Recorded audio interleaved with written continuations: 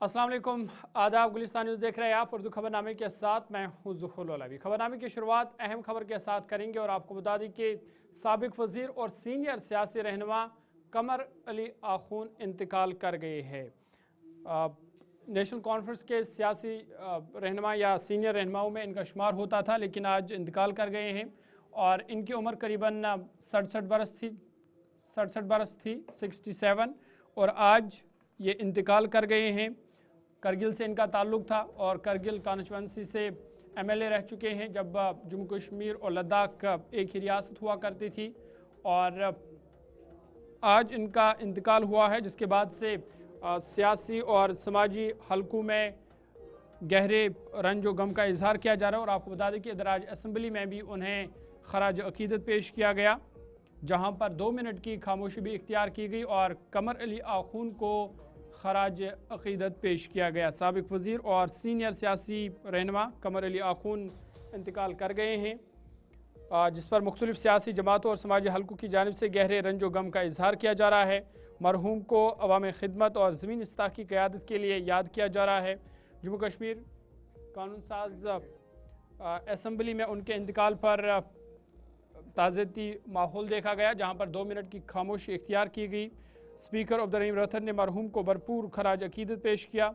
ऐवान से खिताब करते हुए स्पीकर ने कहा कि वो कमर अली आख़ून को ज़ाती तौर पर कई बरसों से जानते थे और इन्हें एक नरम मिजाज के वो शख्स थे, बावकार और हर दिल अजीज़ रहनुमा उन्हें करार दिया। उनका कहना था कि वो सिर्फ सियासतदान नहीं बल्कि हकीकी मानों में अवामी रहनुमा थे। आम लोगों के लिए उनके दरवाजे हमेशा खुले रहते थे, लोगों की खिदमत करते थे। स्पीकर ने मज़ीद कहा कि मरहूम को अपने हल्के समेत पूरे खित्ते में गैर मामूली मकबूलियत हासिल थी, क्योंकि वो तरक्याती कामों, अवामी बहबूद और शिकायत की अजाली के मामलात को मुस्तकिल तौर पर ऐवान में उठाते रहे।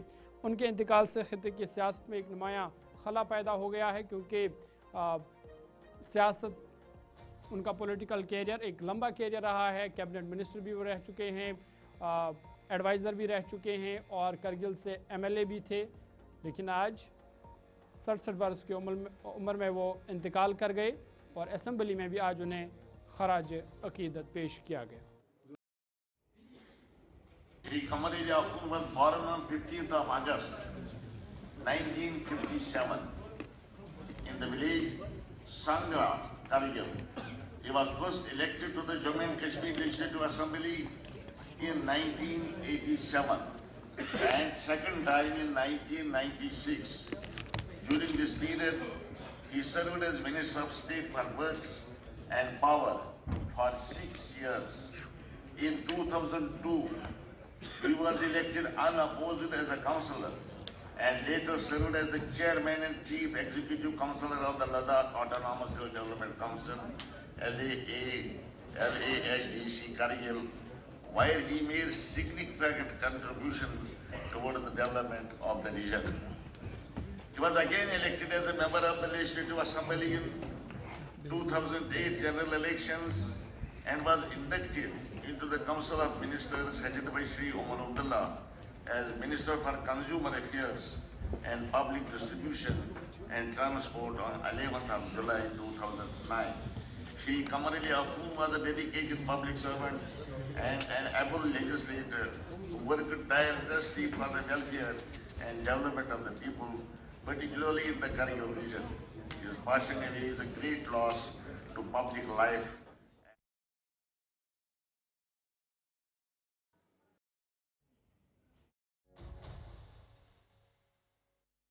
चलिए आगे बढ़ते हैं और एक अहम खबर की बात करते हैं और आपको बता दें कि असम्बली की कार्रवाई का आज 11वां दिन है और कार्रवाई इस वक्त जारी है। मुतालबात ज़र आज पेश किए जाएंगे, खासकर जो काबीना वज़ीर जावेद अहमद राना हैं उनके पास जो महकमे हैं उनके मुतालबात ज़र आज पेश किए जाएंगे। लेकिन आज जब वक्फ़े सवालात के दौरान जो मेंबरान असम्बली है उन्होंने कई मुतालबात उठाए और मुतालबा आज ख़राब गोश्त का मामला भी आज ऐवान में उठा, जहां पर जो शुमाली कश्मीर तहगाम के MLA सैफुल्लाह मीर ने हुकूमत से जवाब तलब किया कि ख़राब गोश्त की तरसील को क्यों नहीं रोका जा रहा है या इसमें अब तक कितनी कार्रवाइयाँ हुई है। उस हवाले से उन्होंने जवाब तलब किया और आपको बता दें कि तहगाम से रुकने असम्बली सैफुल्लाह मीर ने जम्मू कश्मीर कानून साज असम्बली में बासी और ख़राब गोश्त की वादी में आमद के मामले पर संजीदा और बराह रास्त सवालात उठाते हुए हुकूमत से तफसीली जवाब का मुतालबा किया। उन्होंने सवाल किया कि मुतअद्दिद सरकारी टोल पोस्टर्स और नाकों की मौजूदगी के बावजूद ख़राब गोश्त जम्मू कश्मीर तक कैसे पहुँचता है। उन्होंने महकमे पुलिस के किरदार पर वजाहत तलब की कि ऐसी खैफ को रोकने और जब्त करने के लिए क्या इकदाम किए गए हैं। रुकने असम्बली ने महकमे खुराक, तहफ़्फ़ुज़ और म्यूनसिपल कॉरपोरेशन के किरदार पर भी सवाल उठाया और दरियाफ्त किया कि मायनों के बावजूद मुज़र सेहत अशिया कैसे गुजर गए।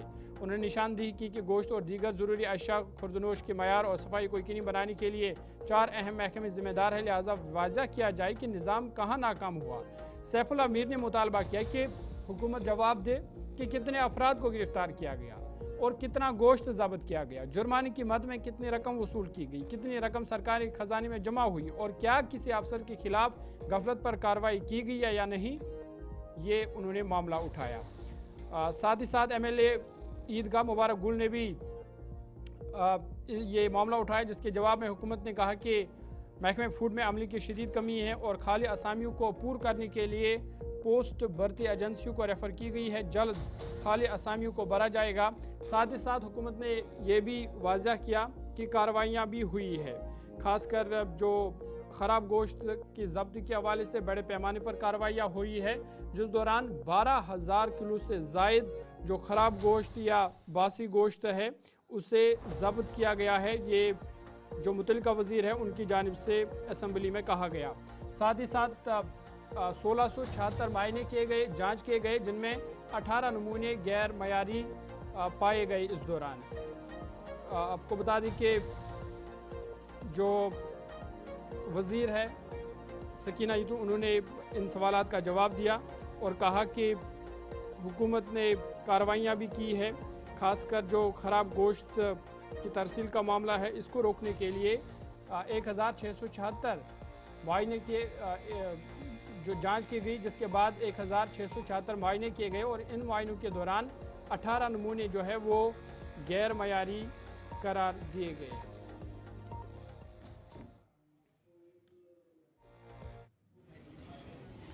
एक तो फाइनेंस डिपार्टमेंट के टोल पोस्ट से, टोल पोस्ट हर जगह है।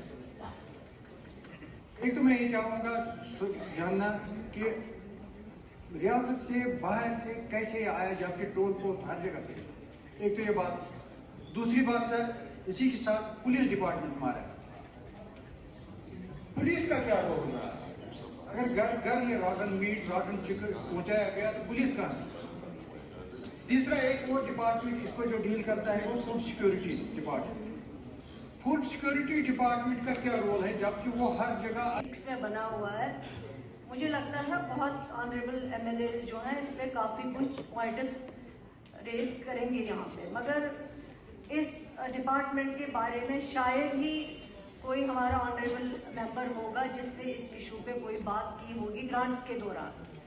लेकिन फिर भी ग्रांट्स के दौरान जो डिपार्टमेंट्स के अचीवमेंट्स और जो काम काज इन 2025 से लेके 2024 से लेके 25 तक, 2025 से लेके 24 तक जितने भी इंस्पेक्शंस हुए हैं, जितने भी आइटम्स जब्त किए गए हैं, जितना भी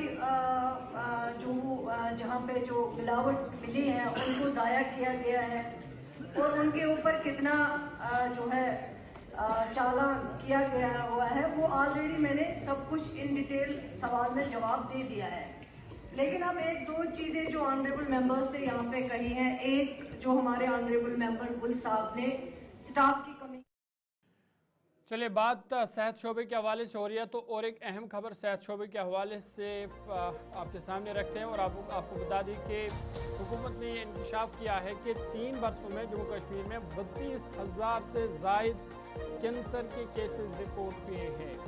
ये तशवीश का मामला है क्योंकि लगातार कैंसर के केसेस बढ़ते जा रहे हैं।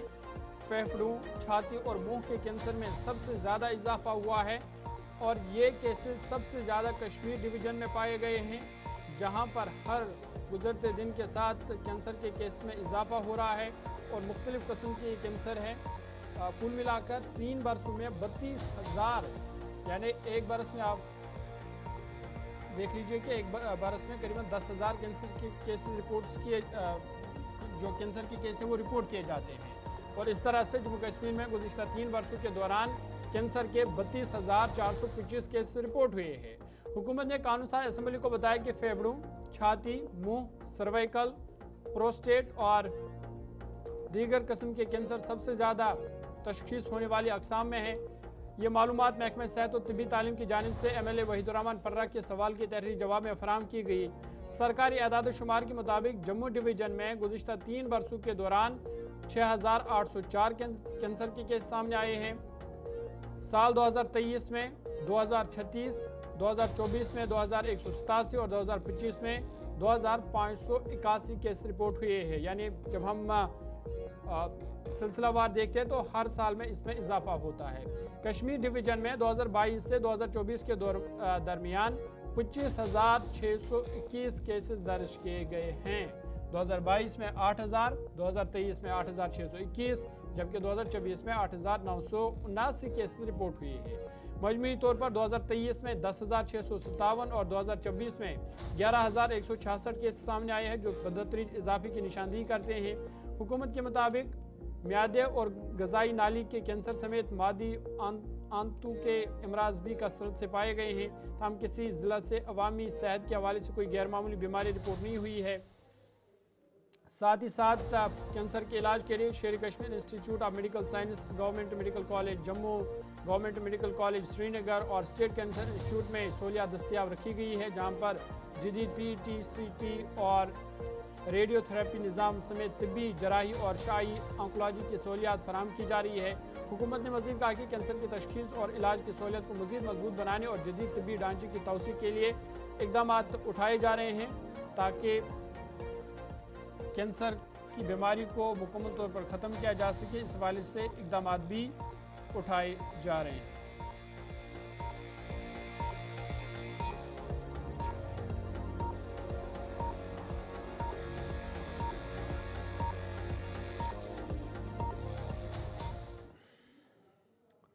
आगे बढ़ते और एक अहम मामले की बात करते हैं और आपको बता दें कि सरकारी मुलाजमतों में खिलाड़ियों की तकर्री पर जम्मू कश्मीर के नायब वज़ीर आला सुरेंद्र कुमार चौधरी ने कहा कि मामला कई बरसों से ज़ेर इल्तिवा था, जिसे उमर सरकार ने पूरा किया है। उन्होंने कहा कि खिलाड़ी जम्मू कश्मीर की शान हैं, उनके मुतालबात हल करना ज़रूरी है। नहीं, वो अच्छी बात है। बड़ा पेंडिंग था, 11 साल से ये पेंडिंग पड़ा हुआ था, तो अब उमर अब्दुल्ला सरकार ने इस पे फैसला लिया है और ये स्पोर्ट्समैन है, हमारी रियासत की शान है और इनका हक बड़ा देर से बनता था। यही सवाल तो आपको बीजेपी और PDP के लोगों को पूछना चाहिए कि भैया इतने सालों से इनकी ये क्यों लटके हुए थे, क्यों रेगुलाइज नहीं हो रहे थे। लेकिन है कि अब जल्दी इनका ऑर्डर हो जाएगा, ये पक्के हो जाएंगे और स्पोर्ट्समैन जब उनको आप इंकरेज करोगे तभी आपका जम्मू कश्मीर स्पोर्ट्स में आगे बढ़ेगा। और खाली जम्मू कश्मीर के हम तब तक खुशी नहीं मना सकते कि जम्मू कश्मीर नेशनल लेवल पे मेडल लाया गया। खुशी उस दिन होगी जिस दिन जम्मू कश्मीर के बच्चे नेशनल लेवल पर तो लाएंगे इंटरनेशनल लेवल, इवन के ओलंपिक्स में। रुकने असम्बली महमूद यूसुफ तारिगामी ने ट्रेड यूनियनों की काम छोड़ हड़ताल पर रद्द-ए-अमल जाहिर करते हुए कहा कि लेबर कवानीन में तरामीम करके किसानों के साथ नाइंसाफ़ी की गई है। उन्होंने हुकूमत पर जोर दिया कि मजदूर तबके के मसाइल फौरी हल किए जाए ताकि उनके खदशात दूर हो सके। जो प्रोटेस्ट था वो प्रोटेस्ट ही नहीं था, बल्कि पूरे मुल्क में 10 बड़ी ट्रेड यूनियंस की और कई इकाइयों की कॉल थी जनरल स्ट्राइक की, काम बंद करने की। वो इसीलिए जो इस सरकार ने लेबर कवानीन को ख़त्म किया, जो लेबर कवानीन बने थे बड़ी लंबी जद्दोजहद के बाद ब्रिटिश पीरियड में भी, जिसमें यूनियन बनाने का अधिकार और इसके अलावा स्ट्राइक करने का अधिकार, उनको ख़त्म कर दिया। और मालिकों का, जो बड़े बड़े रईस लोग हैं जिनके कॉरपोरेशंस हैं, उनके हक में, ताकि उनको नफ़ा कमाने में कोई रुकावट न पड़े। ये सरकार जो कहती है सबका साथ सबका विकास, वर्किंग क्लास की हिमायत नहीं, वर्किंग क्लास के राइट्स को ख़त्म करने का प्लान है। और मुफाद किन का है? जो बड़े रईस है, बिलियनर्स। ये मेरा भारत नहीं, मेरा भारत है जहाँ वर्किंग क्लास आगे बढ़े। और इसी वजह से जम्मू कश्मीर में भी यहाँ एहतिजाज हुआ रुकावटें रही कश्मीर में भी, यहाँ भी, लेकिन फिर भी एहतजाज रहा। और एहतजाज था क्या? अधिकार मिले हमें, जो हमने लड़ाई लड़कर।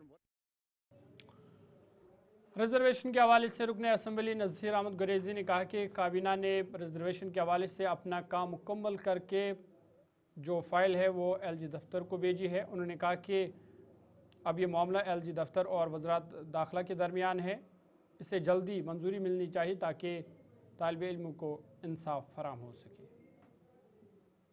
देखिए, जहाँ तक रिजर्वेशन का ताल्लुक है, government of Jammu and Kashmir ने अपना काम पूरा कर दिया। कैबिनेट ने उसमें जो करना था करके, अब वो गवर्नर साहब के पास भेजा गया है। गवर्नर सुनने में आया, गवर्नर साहब ने वो होम मिनिस्ट्री को भेजा है।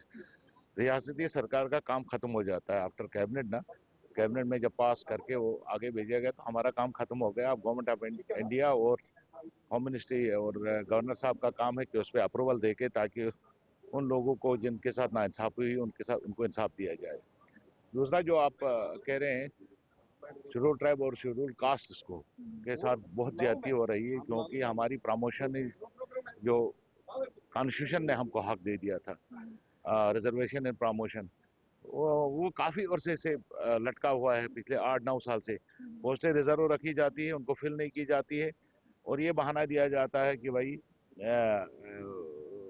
जो इनका केस जो है कोर्ट में है। हालांकि वो बात नहीं है। तमाम कवानीन जो है यहाँ इम्प्लीमेंट किए गए, सिवाय एक कानून के जो रिजर्वेशन का कानून था। बडगाम से पीपल्स डेमोक्रेटिक पार्टी के रुकन असम्बली आगा मुंतज़र मेहदी ने लद्दाख को छठे शेड्यूल में शामिल करने पर सख्त रद्द-ए-अमल जाहिर किया है। उन्होंने बीजेपी पर तनकीद करते हुए कहा कि दिल्ली में बैठकर लद्दाख के अवाम का मुस्तकबिल तय नहीं किया जा सकता। देखिए, अगर ये रिपोर्ट सही हो तो मैं समझता हूँ कि ओछेपन का मजाक गवर्नमेंट ऑफ इंडिया ने लद्दाख के लोगों के साथ किया। गवर्नमेंट ऑफ इंडिया का ये दावा था 2019 में कि हम लद्दाख को जम्मू कश्मीर से इसलिए अलग कर रहे हैं क्योंकि इनकी पॉलिटिकल एस्पायरेशंस कभी एड्रेस नहीं हुई हैं, इनको हम अलग करके ये ताकि ये अपनी जो इनकी पॉलिटिकल एस्पायरेशंस है वो एड्रेस हो। मगर बदकिस्मती से जो ये रिपोर्ट्स आज आ रही हैं कि इनको कोई कॉन्स्टिट्यूशनल गारंटी नहीं मिलेगी, कोई पॉलिटिकल गारंटी नहीं मिलेगी, चाहे वो 6 शेड्यूल हो या स्टेटहुड हो। मेरे ख्याल से ऊँचेपन का मजाक गवर्नमेंट ऑफ इंडिया ने वहाँ के लोगों के साथ किया और उनके पॉलिटिकल एस्पायरेशंस और उनके पॉलिटिकल राइट्स का ये दिन दहाड़े कत्ल गवर्नमेंट ऑफ इंडिया ने ये किया है कि अगर ये रिपोर्ट सही हो कि उनको कोई पॉलिटिकल कंसेशन वो नहीं देंगे। किस तरीके से देखते हैं अगर ये रिपोर्ट्स जो है वो सही निकलती हैं, ऐसा होता है, इम्प्लीमेंट हो जाता है, किस तरीके से? देखिए, ये मैंने कहा कि ये पॉलिटिकल राइट्स और उनकी एस्पायरेशंस का कत्ल गवर्नमेंट ऑफ इंडिया कर रही है कि बजाय। इधर नेशनल कॉन्फ्रेंस के रुकन असम्बली जावेद हसन बेग ने भी कहा कि लद्दाख जम्मू कश्मीर का ताज था, ताहम रियासत का दर्जा छीन कर लद्दाख के लोगों की तौहीन की गई है। इसको इस तरह से देखता हूँ कि what you lose because of your stupidity, you will not get back it because of your stupidity. जो उन्होंने ये खोया है स्टेटहुड का दर्जा, तो वो तो जम्मू कश्मीर का सर थे। जिस तरह जम्मू कश्मीर हिंदुस्तान का ताज है, इस तरह लद्दाख हमारा सर था। तो अनफॉर्चुनेटली लद्दाख के लोगों ने एक चॉइस की between statehood and union territory, तो वो यूनियन टेरिटरी की तरफ चले गए। उन्होंने यूनियन टेरिटरी मांगी और उनकी वजह से ये जम्मू कश्मीर तकसीम हुआ। अब यूनियन टेरिटरी है, अब उसको पगड़ी बना के सर को बांधें और घूमें और ढूंढते रहे अपना वो मुकाम और वो विकार जो जम्मू कश्मीर के अंदर उनको था। अगर ऐसा हो जाता है तो अगर वो असेंबली भी कभी बन जाए, 5 आदमियों की असेंबली कौन सी असेंबली है? ये होती है असेंबली। वज़ीर आज़म के खिलाफ हिज़्ब इख्तिलाफ लीडर राहुल गांधी के मुबैना नाज़िबा बयान पर बीजेपी के रुकन असम्बली ने सख्त रद्द-ए-अमल ज़ाहिर किया है। उन्होंने कहा कि राहुल गांधी ने मुल्क के वज़ीर आज़म के खिलाफ काबिल एतराज़ तबसरा किया है, इसलिए उनकी रुकनियत मनसूख होनी चाहिए। देखिए, सबसे बड़ी बात कि अनुशासन तो सबके लिए होना चाहिए, एक परिवार के लिए क्यों।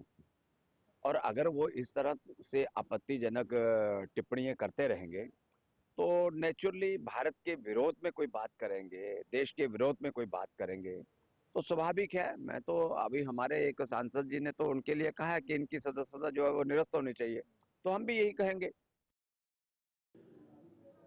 इधर कांग्रेस पार्टी के सीनियर लीडर निज़ामुद्दीन भट्ट ने कहा कि राहुल गांधी हिज़्ब इख्तिलाफ के लीडर है, हुकूमत की तनकीद करना और हुकूमत को जवाबदेह बनाना उनका बुनियादी हक है। पार्लियामेंट्री प्रैक्टिस और प्रेसिडेंट में अपोजिशन लीडर का रोल क्या होता है?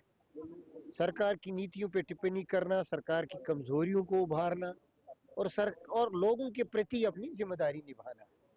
उसमें कौन सा कसूर है? और आपने देखा होगा बीजेपी जब से सत्ता में आई है उन्होंने नारा दिया कांग्रेस मुक्त, और उसमें वो किसी भी हद तक गए और पार्लियामेंट्री प्रैक्टिस को अंडरमाइन किया, बार बार अंडरमाइन किया। This is a demoralising tactics, they have been doing it with design. इससे कुछ नहीं निकलने वाला, उनको लोग जानते हैं। अल्टीमेट जज हमारे अवाम, जनता। जो ये सब्सेंट मोशन लाया गया है, इसको किस तरीके से देखते हैं सदस्यता को? It doesn't have any basis. It doesn't have any basis. It belies truth. It belies precedent of parliamentary practice. It's against constitution and law. A member in any house of our country has a constitutional mandate to enjoy protocol, to enjoy privileges, and to enjoy immunity.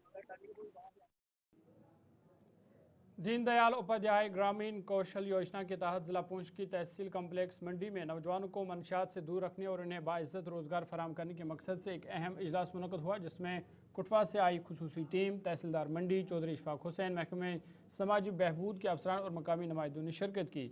इजलास में बताया गया कि retail sales assistant course के जरिए 10वीं जमात तक तालीम याफ्ता बेरोजगार नौजवानों को हुनरमंद बनाकर निजी शोबे में 100% जॉब प्लेसमेंट फराहम की जाएगी, जबकि नंबरदारान और चौकीदारों को हिदायत दी गई कि वो अपने इलाकों में मुस्तहिक नौजवानों की निशानदेही करके उन्हें इस स्कीम से जोड़े ताकि वो मंशियात से महफूज रहकर मुआशरे के मुफीद शहरी बन सके।